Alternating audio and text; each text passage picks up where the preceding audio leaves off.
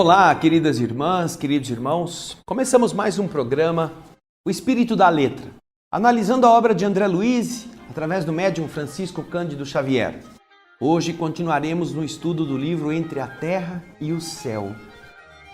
Você deve estar bem interessado porque essa é uma história bem intrincada e eu disse a você logo no começo, vá escrevendo o nome dos personagens, vá vendo como eles se interrelacionam, porque é muito inspirador.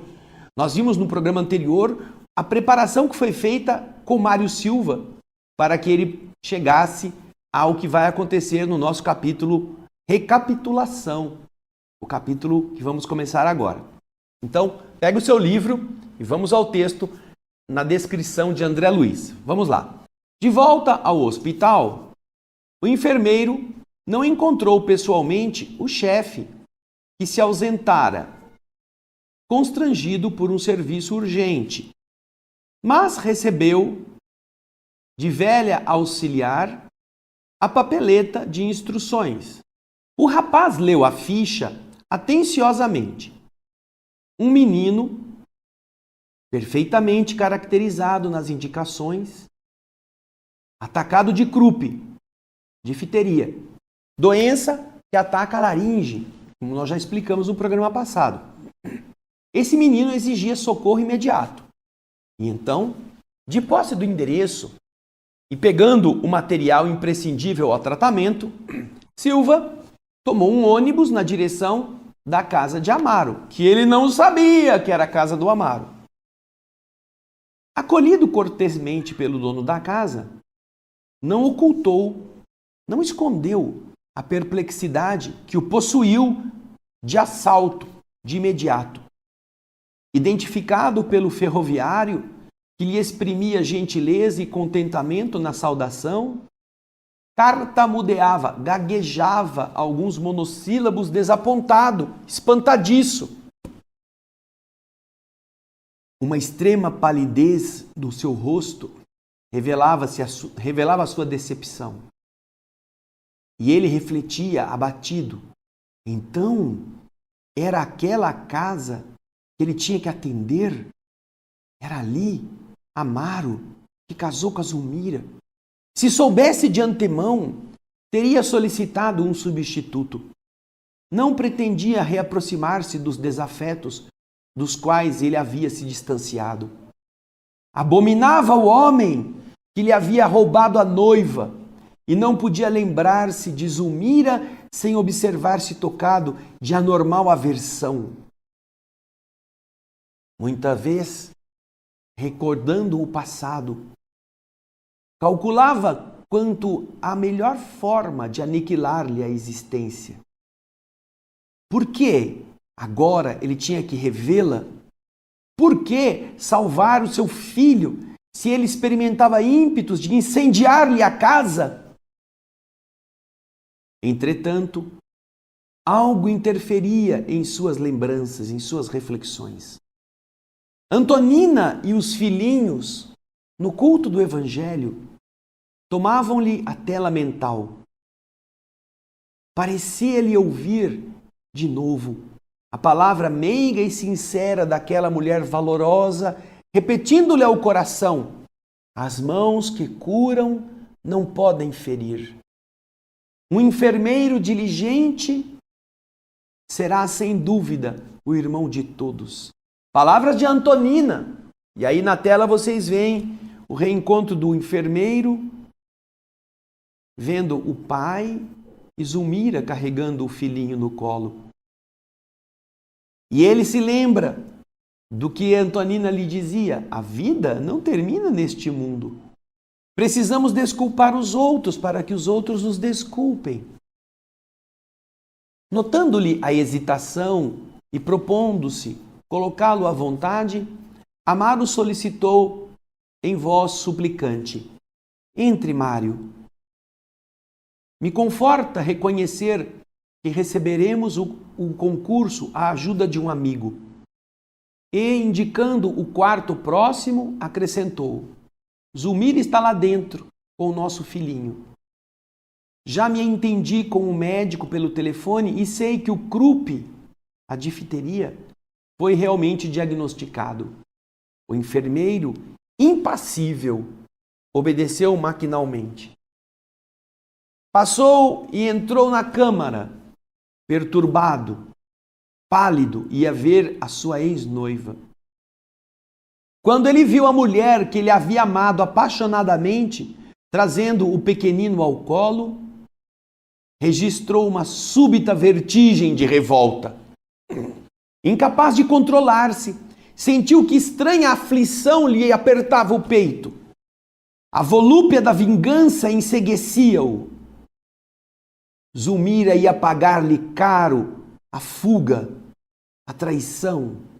Pensava de olhos fixos na maternidade dolorosa, que ali se exteriorizava em mortificante padecimento. Olhou a criancinha, que a falta de ar, a dispneia agitava, e começou a dar vazão à incontida animosidade, à incontida hostilidade. Tinha a impressão de odiá-la de longa data. Ele próprio se surpreendia, sobressaltado. Como podia detestar assim um inocente com tanta veemência? Júlio. Lembram Júlio? Lembram da nossa recompilação dos fatos? Lina, não é? Esposa de José Esteves, o atual Mário, envolvida por Júlio, que toma a sua casa, ela o ridiculariza. Lina, Zulmira, ele vai embora quando ele se encontra com a Lola Ibahuri, lembra? Ali estão Lina e Júlio, aqueles que fizeram a sua desgraça na outra vida e que agora também não quis saber dele, a Zulmira. Ele não sabia porque ele odiava aquele menino, também não tinha nenhuma compaixão daquele garoto. Mas, diz o texto, acreditando justificar a terrível disposição de espírito pela circunstância de ali estar o fruto de uma ligação que ele não gostava, que era insuportável, ele não procurou se analisar. A ideia de que Amaro e a esposa sofreriam de maneira irreparável com a morte do pequeno, essa ideia acalentou-lhe o duro propósito de vingança. Vão sofrer agora. A felicidade daquele templo doméstico dependia naquela hora de sua atuação.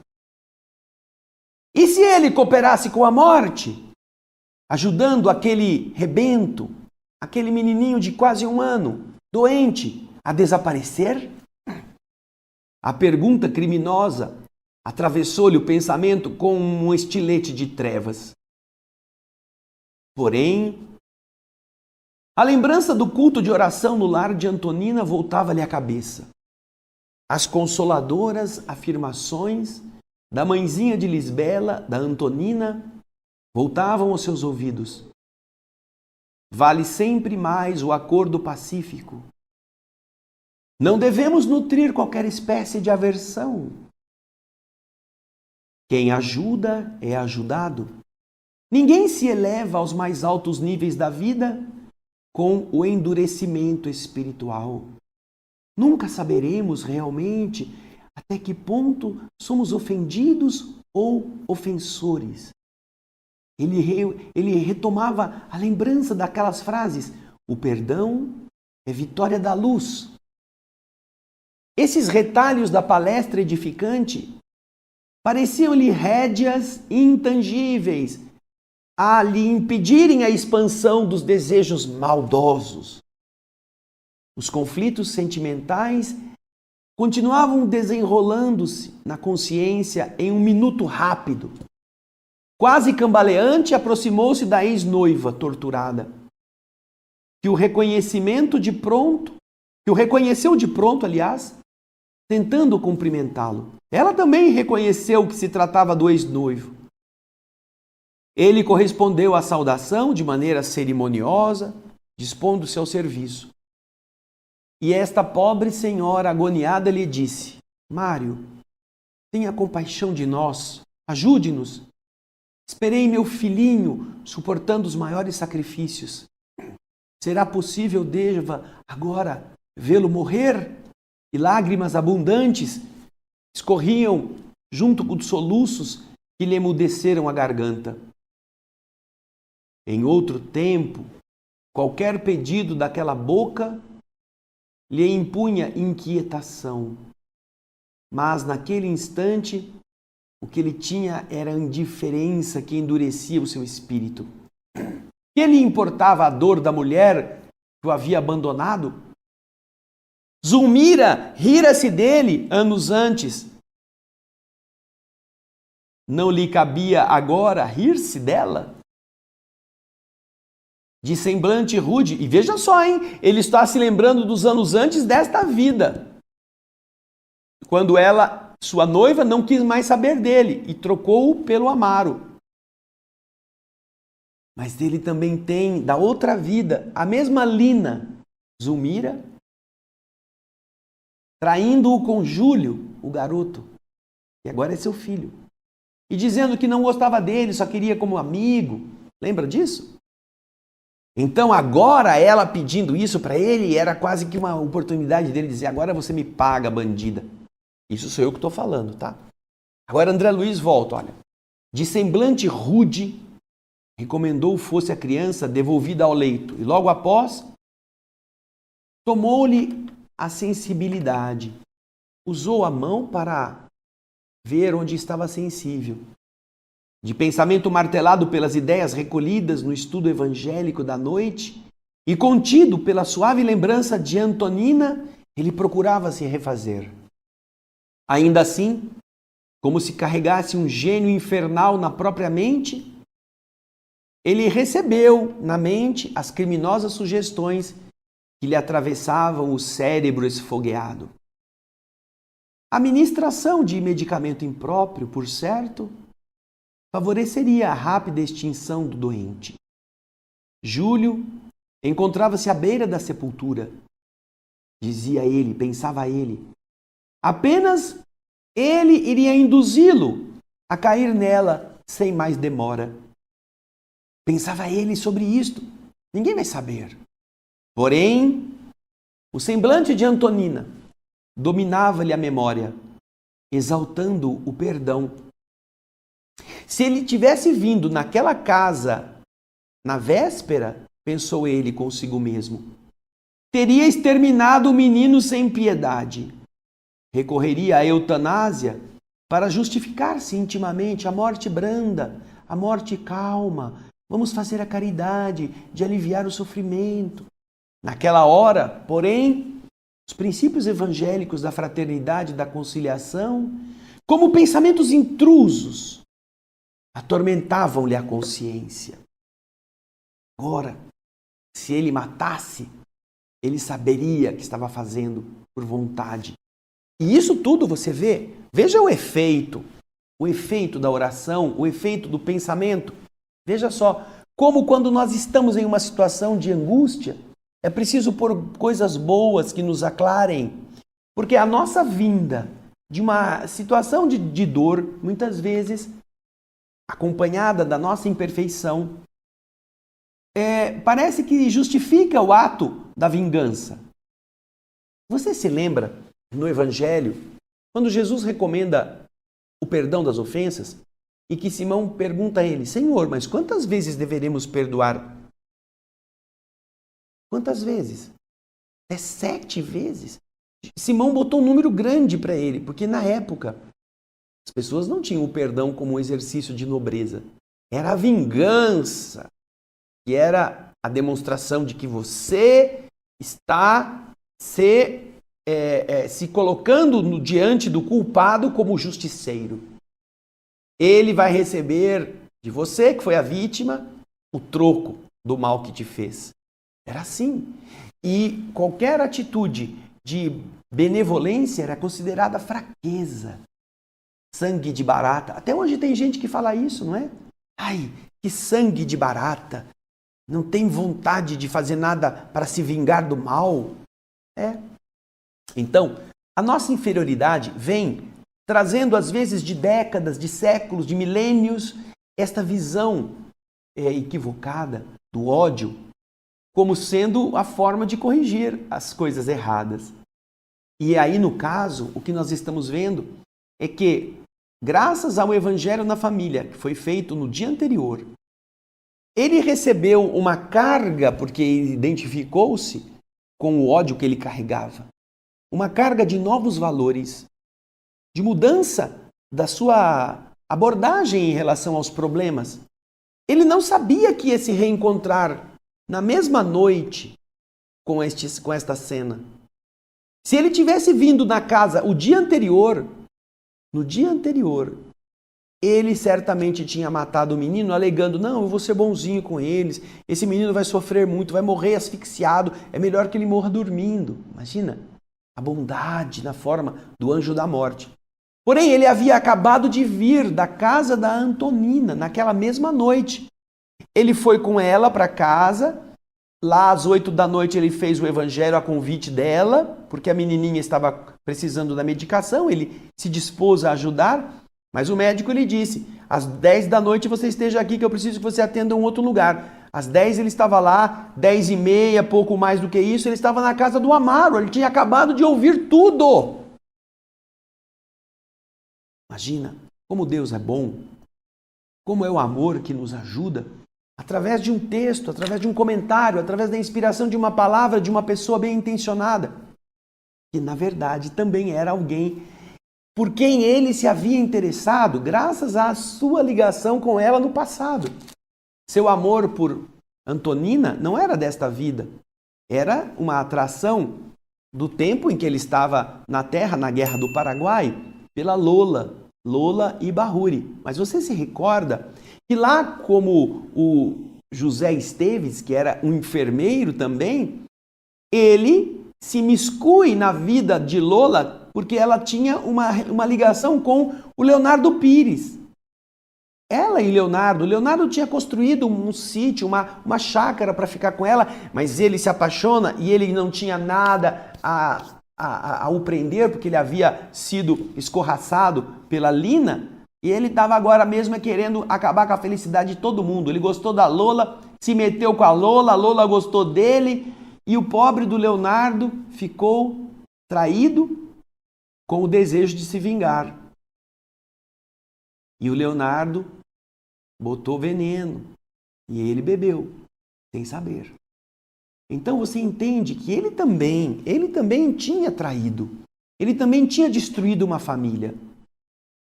Ele também.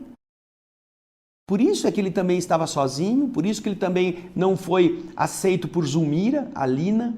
Ele também estava se sentindo trocado, mas ele tinha feito isso. Agora, ele tem em suas mãos quem? Ele tem a mulher e o rapaz, que na outra vida tinham sido objeto da sua infelicidade. E do outro lado, nesta mesma existência, ele tem quem? A Lola e Bahuri, a mulher que agora está viúva, com filhos pequenos, sem ninguém, a quem ele se afiniza bastante, porque ele já teve essa ligação afetiva no passado. Olha só, as duas coisas, simultaneamente, no mesmo dia, ele encontrou a mulher que ele havia estragado, vamos dizer, o relacionamento com o Leonardo, mas que ele tinha uma afinidade grande, e ao mesmo tempo ele encontrou a Lina, que o havia expulsado, que mesmo casada com ele, o havia traído com o Júlio, seu amigo de farda, que se chamava Júlio naquela época. Carregando-o agora no colo, como filho doente. Ele pode se vingar ao mesmo tempo do rapaz que traiu, que fez a sua mulher o trair, e da mulher que foi leviana. E aí ele ouviu da outra os conceitos da nobreza do evangelho. Puxa! E toda hora que ele queria fazer o mal, que ele pensava, como se fosse o estilete de treva, a empurrá-lo para a vingança, ele ouvia a lembrança de algumas horas antes As mãos que curam não podem ferir. É preciso perdoar. E nós todos vamos continuar a viver. E o perdão enobrece tudo o que Jesus falou. Nossa, coisa linda. Mas naquela época todo mundo tinha ódio, todo mundo queria se vingar. Era o conceito que até hoje o materialismo, a indiferença para os valores morais ainda continua parecendo que valem. Pense em você, você mesmo, quanto ódio não carrega no seu coração contra alguém, contra um vizinho, contra um parente, contra uma moça que te enganou, contra um rapaz que abusou de você pela sua inclinação afetiva, tomou a sua intimidade e depois foi embora, largou você falando sozinha. Tudo isto estão marcando você? Pense. Nós todos teremos que nos encontrar com os nossos desafetos. Não é melhor agora a gente ir e reconciliarmos-nos com eles enquanto estamos no caminho? Ou pelo menos orarmos para que Deus os abençoe? Você faz isso? Pense, porque isso é grave. Isso demonstra quem nós somos. Não é ir na igreja, não é no centro espírita, não é aplicar passe, não é receber espírito. Isso é bom, mas isso não limpa você. Quem limpa você por dentro é sua consciência, você mesmo, com atitudes. E agora nós vamos na segunda parte acompanhar como o desfecho desta luta vai nos enriquecer. Eu espero você daqui a pouquinho. Até já.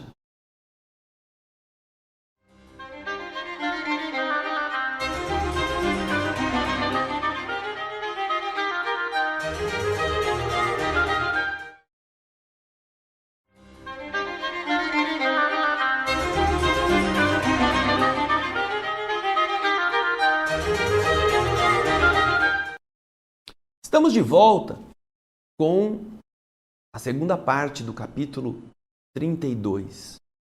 Recapitulação é o título. Nós vimos o Mário Silva lutando contra o desejo de matar aquele menino. Certamente estava condenado à morte pela doença. Para se vingar da mãe, se vingar do pai, que ele considera traidores do seu afeto. Mas, ao mesmo tempo, ele tinha que enfrentar a sua consciência com os bons conselhos, os bons conceitos e valores que ele havia ouvido no culto do Evangelho, na casa de Antonina. Vamos então acompanhar agora o que André Luiz está dizendo. Vamos ao texto. Esperou silenciosamente a reação do menino ofegante e, embora assinalasse graves complicações, e, de certo, deveriam induzi-lo a comunicar-se com o médico responsável, ele fez a aplicação do soro antidiftérico. Mas, quando ele fez isso, ele ainda desejava ver este soro transformar-se em um veneno destruidor. Reparamos, diz André, que as mãos de Mário expeliam escura substância, mas Clarencio, colocando as mãos sobre o pequeno, mantinha o menino isolado de semelhantes forças. Uma proteção magnética. Ante o assombro com que observávamos a exteriorização daquele visco enegrecido, nosso instrutor nos explicou de boa vontade. Estes são fluidos deletérios de ódio. São fluidos nocivos com que Silva, de maneira inconsciente, procura envolver a infeliz criança. Contudo, as nossas defesas estão funcionando. Odila, que havia chamado Blandina e Mariana até nós, estava acompanhando a medicação ansiosamente. E inquieta, dirigiu-se ao nosso orientador. Abnegado amigo, acredita que Júlio possa recuperar-se? Estava Odila preocupada com o destino do seu filhinho.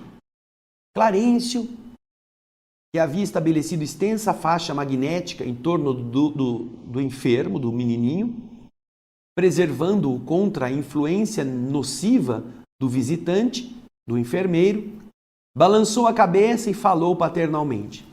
Odila havia sido a primeira mãe do Júlio, né?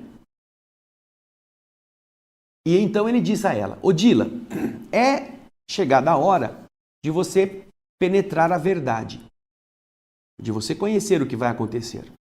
O menino vai deixar o corpo, talvez em breves horas. O futuro dele exige a frustração do presente. Fortaleça-se, porém. A vontade divina expressa na lei, a vontade divina que a lei demonstra, esta lei que nos rege, ela faz sempre o melhor. E talvez porque nossa irmã, Odila, decepcionada, ensaiasse uma nova indagação, o condutor das explicações pediu-lhe calmamente: não pergunte agora, você saberá mais tarde. Júlio pede assistência, vigilância e carinho. Então, Odila, a interlocutora, recompôs a expressão fisionômica, denunciando humildade e disciplina. O enfermeiro olhava o pequeno, como se estivesse a hipnotizá-lo para a morte, ao observarmos então as suas contrações faciais. Os pais olhavam igualmente a criança, em tremenda expectativa. Em dado momento, Júlio estremeceu, empalidecendo. Descontrolara-se o seu coração. Examinando-lhe o pulso, Mário Silva, agora aterrado, procurou os olhos de Amaro aflito e solicitou, em voz menos dura: é conveniente que o nosso médico venha rapidamente. Eu receio um choque anafilático de consequências fatais. Zulmira ouviu aquilo e deixou escapar um grito rouco, sendo socorrida pela carinhosa Evelina. Enquanto Mário Silva, ou melhor, o enfermeiro, o Amaro, saía correndo porta fora em busca do pediatra. Longos minutos de espera foram vividos no quarto estreito. Uma hora passou vagarosa e terrível. Procurado, o médico auscultou a criança e logo após chamou o pai, desolado, a um entendimento mais íntimo e disse: olha, surgiu um colapso irremediável. Infelizmente, é o fim. Se o senhor tem fé religiosa, confiemos o caso a Deus. Agora, somente a concessão divina. Amaro, consternado, baixou a cabeça e nada respondeu. O pediatra trocou ideias com Mário Silva, o enfermeiro, que agora estava muito pálido, e deu-lhe instruções, recomendando-lhe, ao despedir-se, que permanecesse com o pequenino por mais algumas horas. Um calmante administrado em Zulmira forçou-a ao repouso. Júlio, agora em estado de coma, respirava dificilmente. Enquanto isso, a noite avançava. A madrugada, agora lavada pelo vento leve, permitia ver o céu povoado de cintilantes consolações. Reparando que a mulher e a filha descansavam, Amaro encaminhou-se para a janela próxima, como quem procurava consolo no seio agasalhante da noite, e começou a chorar em silêncio. Ao lado da criancinha agonizante, o enfermeiro observava a criança e observava o pai na atitude sofredora e humilde, reconhecendo-se tocado no interior da alma por aquela cena. Por que lutara contra semelhante inimigo? Pensava ele. Amaro assemelhava-se a uma estátua de martírio silencioso. Estava ali, cabisbaixo e vencido, no lar modesto em que era um homem de bem, devotado à retidão, à integridade. O Amaro, o ferroviário. De certo já havia amargado muito, o rosto sulcado, marcado, enrugado, com as rugas precoces que lhe detinham o pranto, falava da cruz de experiências difíceis que lhe pesava nos ombros. Quantos problemas inquietantes teria ele defrontado nesse mundo, dobrado pelo rigor da sorte? Esse é o pensamento de Mário Silva a respeito de Amaro. E ele continua: como pudera ele, Mário Silva, ser ali tão cruel? Rememorou as passagens da hora de estudo e da prece algumas horas antes, entendendo, enfim, que o Evangelho baseava-se nas melhores razões. Mas valia conciliar-se depressa com o adversário que enterrar um espinho de remorso no próprio peito. E ele notava, triste, que o remorso, como lâmina acerada, como lâmina de aço, lhe retalhava o coração. Amaro e a esposa, indiscutivelmente, poderiam ter manifestado desconfiança ao revê-lo, recusando-lhe o trabalho de ajuda. Entretanto, o acolheram fraternalmente de braços abertos. Se o haviam ferido em outro tempo, não se achavam agora sob o guante, sob a luva, o peso de terrível flagelação? Agora, Mário Silva rendia graças a Deus por não haver injetado substâncias tóxicas no doentinho, agora moribundo. Mas, veja só a consciência culpada, hein? Por acaso, não teria ele cooperado para abreviar a morte do menino? Ele também tinha pedido isso. E nessas horas de pensamento, experimentava o desejo de acercar-se do pai infeliz, desditoso, triste, tentando confortá-lo. Mas sentia vergonha de si mesmo. Vergonha, a culpa, consciência culpada. Durante quase 2 horas permaneceram ali os dois, calados e impassíveis. Amanhã começava a refletir-se no firmamento, em largas riscas vermelhas, rubras, quando Amaro, o ferroviário, abandonou a meditação, aproximando-se do filhinho quase morto. Num gesto comovente de fé, retirou da parede velho crucifixo de madeira e colocou-o à cabeceira do agonizante. Em seguida, sentou-se no leito e acomodou o menino ao colo com ternura especial. Agora, amparado espiritualmente por Odila, que o abraçava, demorou o olhar sobre a imagem do Cristo crucificado e orou em voz alta: Divino Jesus, tenha compaixão de nossas fraquezas. Tenha o meu espírito frágil para lidar com a morte. Dá-nos a força e a compreensão.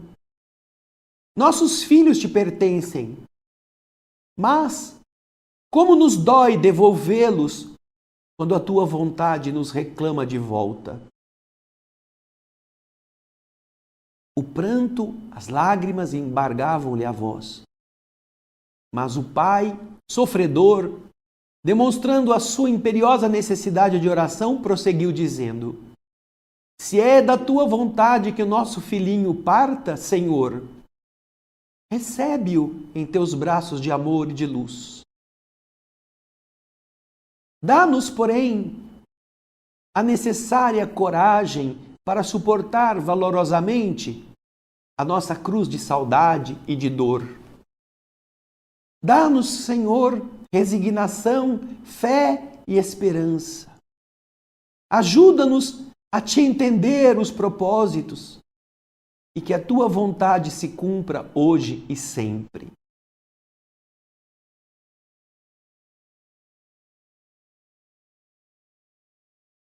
Jatos de safirina claridade saíam do seu peito, envolvendo a criança, e pouco a pouco adormeceu. Júlio, agora espírito, afastou-se do corpo de carne, abrigando-se nos braços de Odila, a que havia sido sua mãezinha na primeira vida, como Júlio, como se fosse um órfão que buscasse um morno ninho de carícias, um tépido, um aquecido colo. Tocado nas fibras mais recônditas, mais ocultas do ser, e percebendo que a morte ali havia estendido as suas grandes asas, Mário Silva, o enfermeiro, experimentou violenta comoção que lhe apertava a alma. Convulsivo choro agitou-lhe o peito, enquanto uma voz que ele não ouvia nos ouvidos, que parecia nascer de dentro dele mesmo, gritava-lhe na consciência: assassino! Assassino! Desorientado e inseguro, o moço correu para a via pública, achando-se atormentado no seio da sombra fria da noite que ia embora, soluçando: assassino! Assassino!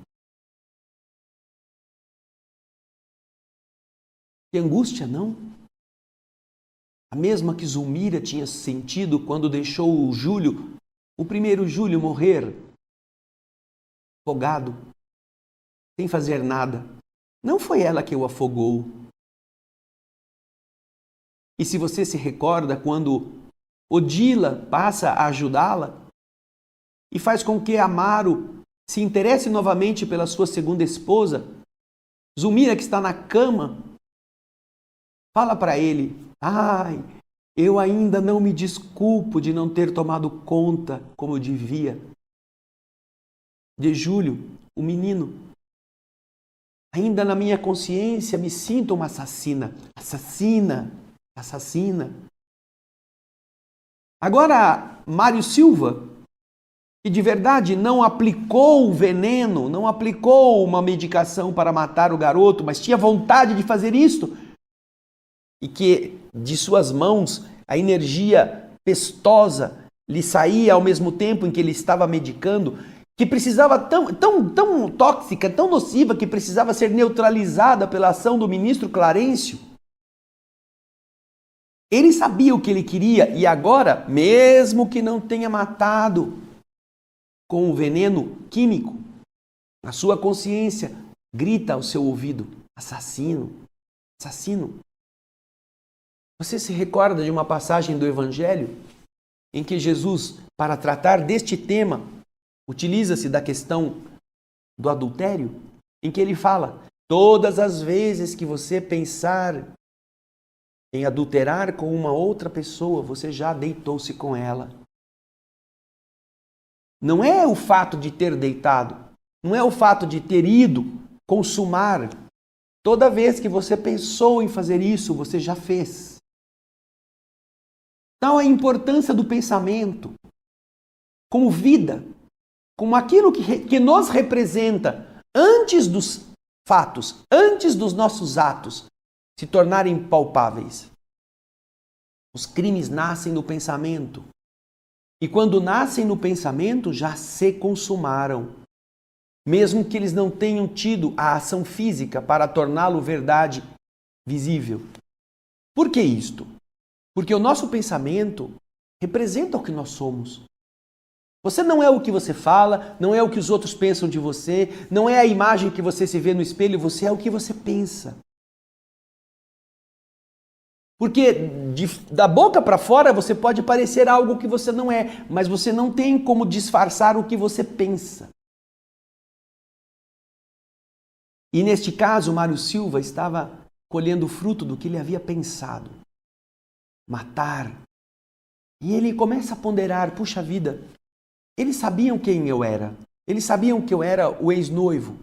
Eles sabiam que havia entre nós uma rixa amorosa.